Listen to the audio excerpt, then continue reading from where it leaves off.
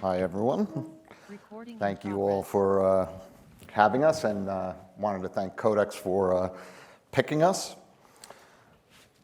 I'm going to have a video that will be rolling. It's a 3-minute video, has no sound, but it will at least give you some views of what it is that we have patented. All right. So how does AI robotics offer a crystal clear window to the future? Well, I got to tell you, I was already trying to peer through that window when I was 6 years old.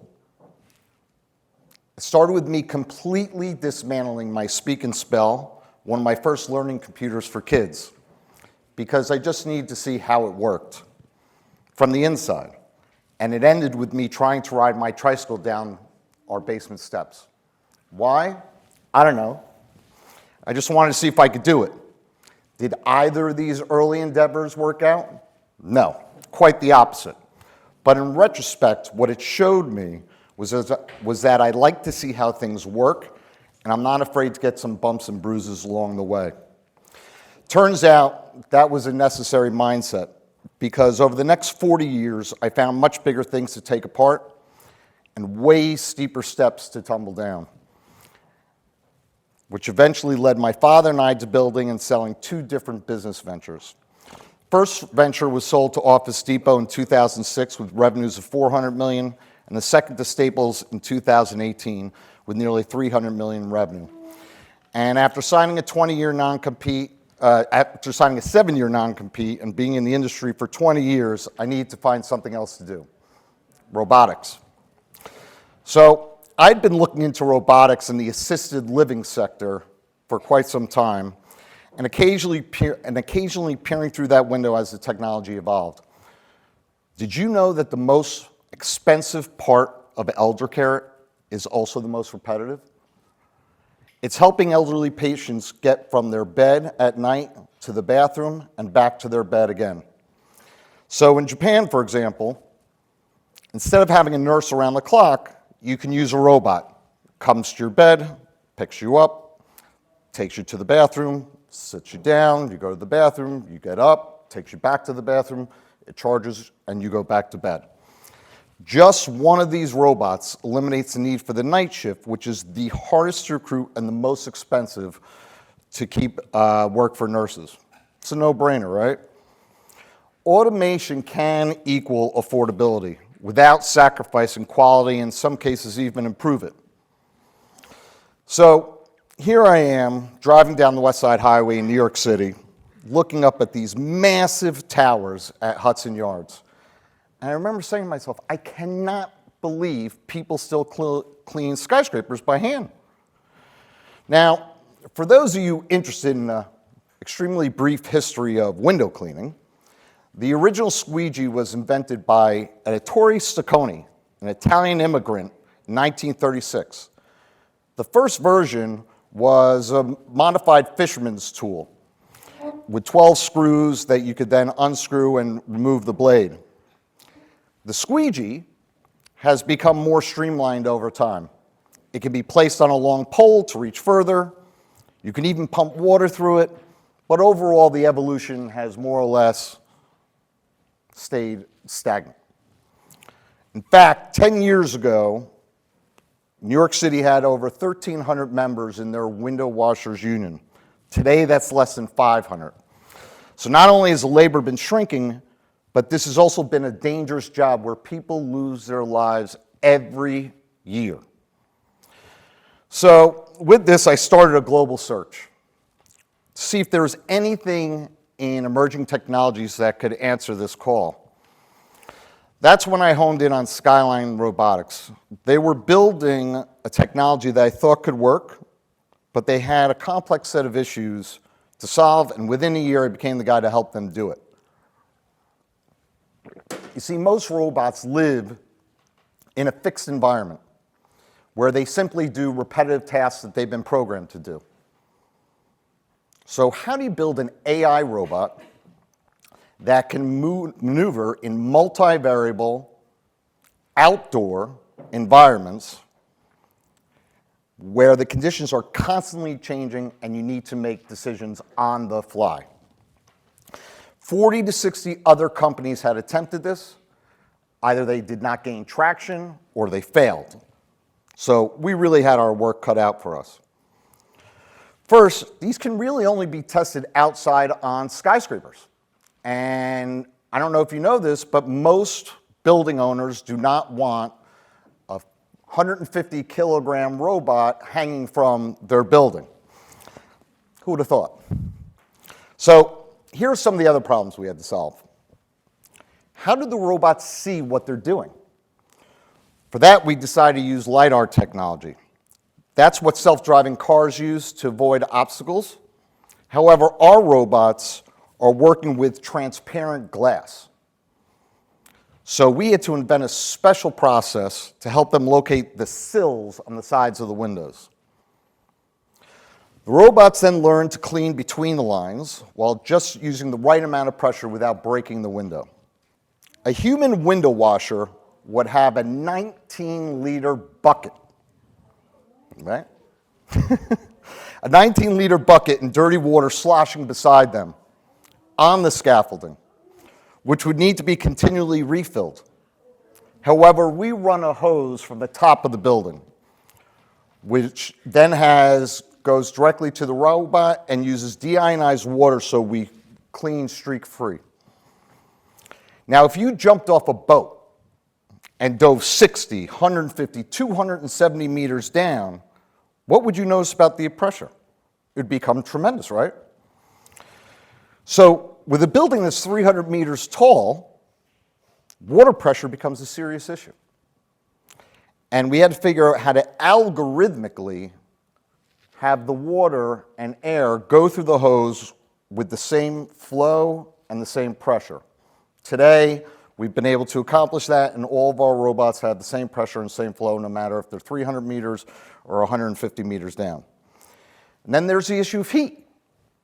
With giga projects like the line in Neom at Saudi Arabia, where the outside temperature of the building could get up to 65.5 degrees Celsius, not only are we designing the electronics to be waterproof, but they also need to withstand extreme temperatures and humidity. And another major issue was, what happens during a sudden rainstorm or wind? Without the right systems, the scaffolding carrying the robot could go crashing into the building or blow to the side. This is how many people die every year. To deal with this, we designed the robot to self-stabilize, utilizing an inertial measurement unit. This means that our robot arm is going back and forth in its cleaning motion. If there is a sudden wind gust, the arm will apply 0.25 seconds of counterbalance to the building and then self-stabilize the swinging. This is one of the most advanced pieces of our technology because it eliminates the need for harnessing. And with the ability to recalculate its path 250 times per second, these robots can continue working in almost any environmental condition. There was also the issue of how to maintain solid communications on multiple sides of a building. The problem is that in dense cities, you have rivers of radio frequencies flowing through. And because of our robots being out in the open, we had to figure out a way to pass real-time communications over 300 meters. We tried many technologies, traditional Ethernet cables, twisted pair cables, Ethernet over power, wireless antennas, and so many others. We eventually figured out a system along with some analog software noise filters, and this now ensures our system only receives frequencies that our robots use, and it blocks out the rest.